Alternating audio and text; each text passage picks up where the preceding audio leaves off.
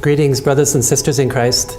On Sunday, April 8th, we celebrate the second Sunday of the Easter season, and today is Divine Mercy Sunday, the great devotion of St. Pope John Paul II, who brought to us St. Faustina's devotion and image that she had of Jesus Christ. St. Faustina, who died at Krakow in 1938, had an image where the Lord came to her, and from his sacred heart came red and white, blood and water. The early church fathers say to us that the blood and water that comes out of the side of Jesus after he is pierced with a sword while on the cross, that blood and water for us is the source of our life as Catholics, because it is the source of the sacramental life of the church.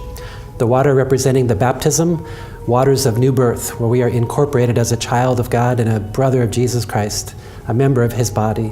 And then the blood is the great gift of the Eucharist, the great self-gift giving of God. God gives us his very life and self. So on this Divine Mercy Sunday, we celebrate God's desire for mercy in our life. In the Hebrew Scriptures, it's called a tender mercy. Thomas Merton, the great Trappist monk, once defined God as mercy within mercy within mercy. We can never exhaust the sense of God's mercy. One of St. Faustina's insight was that the confessional for a Catholic is a tribune of mercy. That means that everybody who walks in the confessional, we know they're already guilty. We also know that when you walk into the confessional, that we've already been given a sentence, which is if we are sorry, if we desire to amend our life, we're going to be forgiven.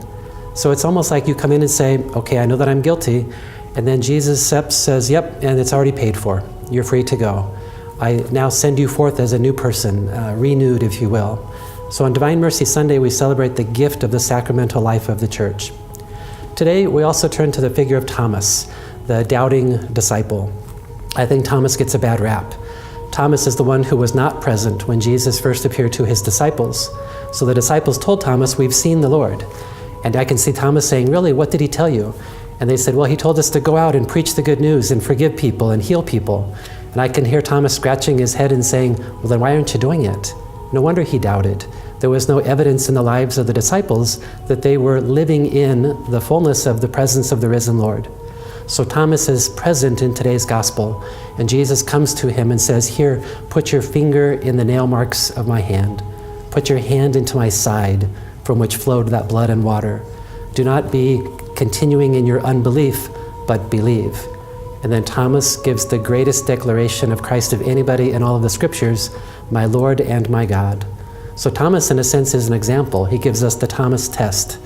Do we show in our hands and in our body that we believe in the risen Christ? Are we present in the world doing what he told us to do? May God bless us as we try to do that this week.